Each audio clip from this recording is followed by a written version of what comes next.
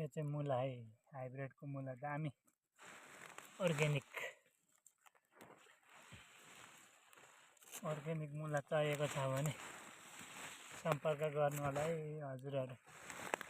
धमाधम बेच्ने बेला भयो।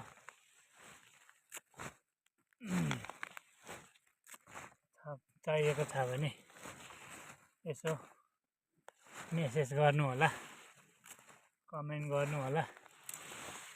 मुला चाहिँ यो खाले छ है, रेडिस एकदम अर्ग्यानिक है, अर्ग्यानिक एकदम भालो आसे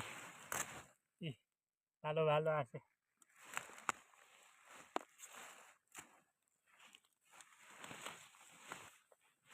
देख्नुभयो मुला